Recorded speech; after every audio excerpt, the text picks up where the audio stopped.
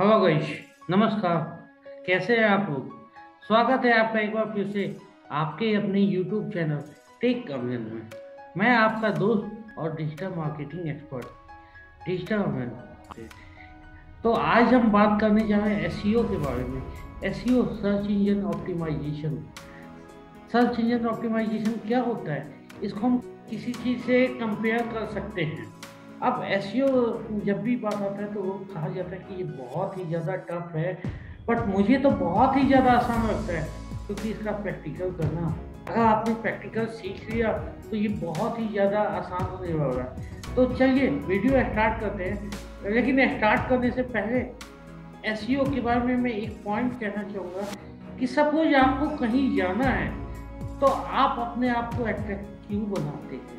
आप इतना सच सवल के क्यों जाते हैं? क्योंकि लोग आपको नोटिस करें। वहाँ हो सकता है कि बहुत सारी गर्ल्स भी होंगी, बहुत सारे बॉयज भी होंगे जो कहें कि ये hey this particular guy is awesome. वो आपका रूप देखते हैं। तो एसईओ का मेन मकसद वही होता है कि आपके वेबसाइट का रंग रूप अच्छा हो। आपके वेबसाइट पे जो वो एसईओ के गाइडलाइंस है, गूगल के गाइडलाइंस है कि आपके वेबसाइट को रैंक करवा सके। और अगर रैंक होगा तो जैसे आप बंद करके जाओगे तो ज़्यादा लोग नोटिस करेंगे, वैसे ही एसईओ अगर अच्छा होगा तो आपको ज़्यादा लोग आपकी वेबसाइट पे आएंगे और आपके पे भी इंक्रीज होंगे। और इसके बहुत सारे बेनिफिट्स हैं। जैसे अगर आप कोई प्रोडक्ट बेच रहे हैं, आपके वेबसाइट पे ट्रैफिक आता है तो आपके ज़्यादा प्रोडक्ट बिकेंगे। तो एसईओ बहुत ही ज़्यादा इम्पोर्टेंट होने वाला है, आपको अंत तक जरूर देखना चाहिए। सबसे बड़ी बात क्या है कि हम शादी में जाते हैं, कहते हैं कि यार मुझे करना है, ऐसे करना है। एसईओ भी ऐसे ही है कि कुछ रूल्स एंड रेगुलेशन है जिसमें आपके को सजा के अपनी वेबसाइट को रैंक करवाना है। तो आइए आज का एजेंडा हमारा क्या होने वाला वो देखते हैं। डिफिनेशन, एसईओ का डिफिनेशन क्या होता है, ऑन पेज एसईओ क्या होता है, ऑफ पेज एसईओ क्या होता है, टेक्निकल एसईओ क्या होता है। बहुत ही ज़्यादा मज़ा आने वाला है आज की वीडियो में। आप ये वीडियो लास्ट तक जरूर देखिएगा। मेरी आपसे गुजारिश है, अगर अच्छा ना लगे तो इसे आप सब्सक्राइब कर सकते हैं। तो मैं कहता हूँ ये वीडियो देखिए और अपने आप को बहुत ही ज़्यादा, अपने वेबसाइट को बहुत ही ज़्यादा एट्रैक्टिव बनाए और अपने आप को जैसे नोटिस करवाना चाहते हैं वैसे ही अपनी वेबसाइट को रैंक करवाए। तो शुरू करते हैं। पहला डिफिनीशन, एसईओ क्या है। तो एसईओ का डिफिनीशन क्या है वो मैं बता रहा हूँ। It is the practice of increasing the number and quality of visitors.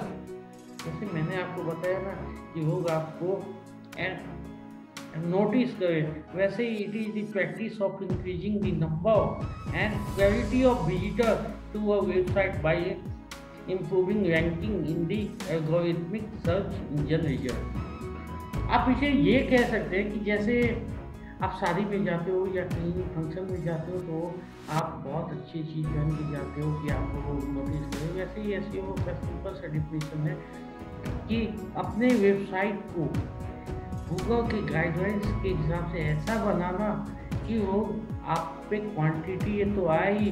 Quality traffic, quality traffic क्या होता है, जो आपके प्रोडक्ट के बारे में जानने को उत्सुक हैं और आपके प्रोडक्ट सर्च कर रहे हैं, उस ट्रैफिक को आपके वेबसाइट पे लेके आते हैं। इस प्रोसेस को एसईओ कहते हैं। एसईओ में बहुत सारी चीज़ें हैं, तो आइए देखते हैं। पहले on page SEO. On page SEO क्या होता है, जो हम कर सकते हैं वेबसाइट के ऊपर। दूसरा है ऑफ पेज एसईओ, जो बैकलिंक क्रिएट करना होता है। तीसरा है टेक्निकल एसईओ, जिसमें हमारा कंट्रोल नहीं होता है। अब ऑन पेज एसईओ सबसे बड़ी बात है, क्या हमें ऑन पेज एसईओ एक बार करना चाहिए या बार बार करना चाहिए। तो मैं कहता हूँ, क्या आप शादी में जाते हो या कोई फंक्शन में जाते हो, फिर अगली बार फंक्शन में गए तो क्या आपको एक ही बार तो रेडियो पे जाना होता है या अलग अलग बार जाना होता है? ये बहुत सारे इंटरव्यू में भी पूछे जाते हैं कि आप एसईओ, आपका सपोज वेबसाइट रैंक कर गया, क्या आप एसईओ एक ही बार करोगे या अलग बार करोगे? तो सिंपल सा इस चीज़ को, इस कंसेप्ट को समझिए कि अगर हम दूसरी बार शादी में जाएंगे तो हम दोबारा करेंगे। एसईओ आज रैंक कर गया, इसका मतलब ये नहीं है कि कल भी हमारा वेबसाइट रैंक करेगा। हो सकता है कल कोई दूसरा आके हमसे ऊपर रैंक कर जाए। तो एसईओ आपको बार बार करना होगा। अब on page SEO, on page SEO में हम क्या क्या कर सकते हैं? जब भी हम गूगल की बात करते हैं तो गूगल क्या करता है, एसईओ के सारे पॉइंट को पढ़ता है, तो वेबसाइट में क्या क्या है वो चीज को पढ़ता है, और गूगल को क्रॉलेबल बनाना होता है। दूसरा, यूजर फ्रेंडली आप वेबसाइट को, सबसे बड़ी बात है, तो अब मैं फिर से एक बार बता देता हूँ। क्रॉलेबल, इसमें क्या होता है कि जैसे आप शादी में जाते हो ना, तो आपको नोटिस करना और ये आप मजबूर कर देते हो, इतना बन ठन के जाते हो, चाहे वो लड़के हो या लड़की, कोई भी शादी या फंक्शन में जाने से पहले पूरी तरीके से सज धज के जाते हैं। वैसे ही जब हम एसईओ की बात करते हैं, अपनी वेबसाइट की बात करते हैं, तो हमें ऐसा बनाना पड़ता है कि गूगल उसे नोटिस करे, वो गूगल वो अपनी ओर अट्रैक्ट करे। दूसरा है यूजर फ्रेंडली। समझो आपने शादी में क्या है, कुछ ऐसा कर लिया कि आपको बहुत सारे लोग समझ ही नहीं सके, तो क्या फायदा ऐसे बंटन के जाने का? ऐसे ही हमारा एसईओ है। अगला है वेल टारगेटेड कंटेंट। बहुत ही वेल टारगेटेड कंटेंट वो होता है। सपोज आप एक पार्टी में जाते हो, वहाँ पे आपको पता चलता है कि डॉक्टर्स की पार्टी है, तो आप अपने आप को उस हिसाब से ड्रेसअप करते हो, उस हिसाब से परफ्यूम्स लगाते हो। वैसे ही जब आप कंटेंट की बात करते हैं तो आपको बहुत ही वेल टारगेटेड, आप किसको कंटेंट दिखाना चाहते हो उस हिसाब से आपको अपना कंटेंट बनाना होता है। अगला है कीवर्ड ऑप्टिमाइजेशन। जब भी हम एसईओ की बात करते हैं तो कीवर्ड बहुत ही ज़्यादा इम्पोर्टेंट होता है। आपको ये देखना होता है, जो आगे आने वाले वीडियो में मैं बताऊंगा कि कीवर्ड को ऑप्टिमाइज कैसे कर सकते हैं। सपोज आपने ऐसे कीवर्ड चूज कर लिए जो बहुत ही ज़्यादा, जिस पे ट्रैफिक बहुत ही ज़्यादा है, तो उस पर बहुत सारे एसईओ एसोसिएट पहले से बैठे होते हैं, तो वो जब रैंक, क्या आप रैंक करवा पाएंगे? आपके बहुत ही ज़्यादा कंपटीटर होंगे, तो आपको उस कीवर्ड का कुछ ऐसा बनाना पड़ेगा कि आपका वेबसाइट रैंक कर जाए। अगर इमेज ऑप्टिमाइजेशन, तो इमेज को ऑप्टिमाइज किया जाता है, और टेक्स्ट का यूज होता है। सपोज आप फंक्शन में गए, आपने कुछ अपना इमेज ऐसा दिखाया कि मैंने तो कपड़े पहन लिए, बट बहुत ही कम ये किया मैंने, अपना इमेज जो है ना मेरा बहुत ख़राब था, मैंने बहुत कम लोगों से तरीके से बात किया या नहीं किया लोगों से तरीके से बात, तो आपका इमेज ख़राब हो जाएगा ना। तो इमेज ऑप्टिमाइजेशन करना होता है। अगला रीडेबिलिटी, आपको ऐसा कंटेंट बनाना होगा जो गूगल अच्छे से पढ़ सके। गूगल का क्रॉलर जो है वो बहुत ही अच्छे तरीके से पढ़ सकता है। अगला मोबाइल फ्रेंडलीनेस। आप जब भी कंटेंट बनाते हैं तो आपको ये देखना होता है कि आपका जो कंटेंट है, आजकल आपका जो कंटेंट है वो मोबाइल फ्रेंडलीनेस है या नहीं। आपने क्या किया, अपना वेबसाइट बनाया, वेबसाइट बनाने के बाद आपने उसे अधिक मोबाइल से रिलेटेड नहीं किया कि मोबाइल लोग देख सके। आपको पता है कि आजकल अधिकतर लोगों के पास लैपटॉप या सिस्टम पे बैठ के पढ़ने का टाइम नहीं होता। वो क्या करते हैं, अपने मोबाइल में ही सारा डाटा देखते हैं। तो आपको उस हिसाब से अपना एसईओ तैयार करना होगा। अगला है क्वालिटी आउटबाउंड लिंक। इसमें आपको आउटबाउंड लिंक जो होगा वो क्वालिटी का चाहिए। आपको ऐसे साइट का नहीं चाहिए कि जो अभी नया नया बना है, अगर ऐसे साइट का आपका लिंक्स आ गया तो आपको कोई फ़ायदा नहीं है।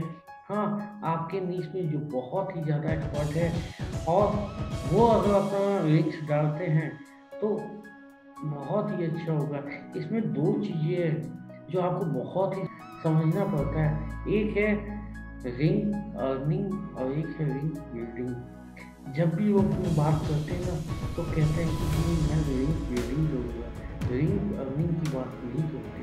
रिंग अर्निंग में आपको कंटेंट बेस्ट से बेस्ट बनाना पड़ता है, बट रिंग बिल्डिंग में आप किसी से अपना ये करवाओ, किसी को पैसे देके, तो वो सारे ब्लैक हेड एसईओ में आ जाते हैं।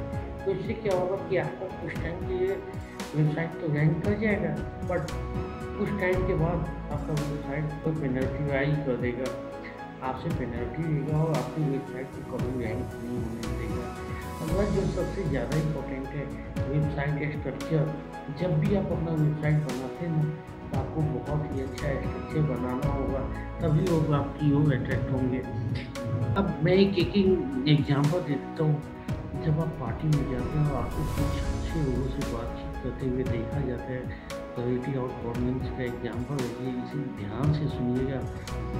तो क्या होता है, लोग आपको नोटिस करते हैं कि ये आई थिंक बहुत पढ़ा लिखा है, आपको ज़्यादा वैल्यू मिलेगा। बट अगर आप किसी और कैटेगरी से बात करते हैं तो वहाँ पे आपको उतना वैल्यू नहीं मिलेगा। तो आपने भाई ड्रेसअप अच्छा कर लिया, बट आपने क्या किया कि लोगों से अच्छे तरीके से बात नहीं किया, अच्छे लोगों से बात नहीं किया, तो आपका वैल्यू बहुत कम हो जाएगा। अगला वेबसाइट स्ट्रक्चर, जो सबसे इम्पोर्टेंट चीज़ है। आपको शादी में तो गए, लेकिन अच्छे से बन के शर्ट अच्छा पहन लिया, कोट अच्छा पहन लिया, पैंट खराब पहन लिया या जूते खराब पहने, तो आपको हर कुछ पे कंसंट्रेट करना होगा। जब एसईओ की बात करते हैं तो हर कुछ पे कंसंट्रेट करना होगा। अगला ऑफ पेज एसईओ। इसमें ऑफ पेज एसईओ में link building versus link earning होता है। अब लिंक बिल्डिंग जो होता है ना वो बैक हेड एसईओ के में आ जाता है, क्योंकि इसमें आपको पैसे दे के या जहाँ से भी हो आप लिंक बिल्ड करने का कोशिश करते हैं। बट आपका जो लिंक अर्निंग है ना वो बहुत ही ज़्यादा इम्पोर्टेंट होता है। जब हम पूरे एसईओ की बात करते हैं ना, लिंक अर्निंग क्या होता है कि आप कंटेंट अच्छे तरीके से बनाओ ताकि लोग आपको नोटिस करें और आपको के ऊपर अपना वेबसाइट में डाले। उससे क्या होगा, आपका डोमेन ऑथोरिटी और पेज ऑथोरिटी बढ़ेगा। तो ये चीज़ बहुत ही ज़्यादा ध्यान देने वाला है। अगला हाँ आते हैं एसईओ में टेक्निकल, जिस पे हम कंट्रोल नहीं कर सकते, उसमें है पेज स्पीड। पेज स्पीड को बहुत, जब भी हम कंटेंट करेंगे ना तो हमें ध्यान देना होगा कि हमारा इमेज ऑप्टिमाइज हो। अब इसमें एक और बात आता है कि जब भी हम एसईओ की बात करते हैं ना तो अभी गूगल जो है वो ईट पे काम करता है। E for expertise, A for authority और टी फॉर ट्रस्ट। गूगल क्या कहता है कि अगर आपने अपने बारे में डाला रखा है कि सपोज मैं कहता हूँ कि मैं डिजिटल मार्केटर हूँ, और अगर मैंने अपनी सारी जगह डिजिटल मार्केटर डाल रखा, मैं फाइनेंस की बात करता हूँ, तो क्या गूगल मुझे एक्सपर्टाइज मानेगा? अगर मैं डिजिटल मार्केटिंग के बारे में ही लिखता हूँ तो गूगल मुझे ऑथोरिटी देगा। और अगला है ट्रस्ट, जब मैं डिजिटल मार्केटिंग के बारे में ही लिखूँगा तो ट्रस्ट मिलेगा। तो थैंक यू गाइज, इस चैनल को सब्सक्राइब जरूर करें और इस वीडियो को देखते रहें। Thank you. समझ में ना आया हो तो आप नीचे दिए गए कमेंट सेक्शन में पूछ सकते हैं। तो थैंक यू गाइज।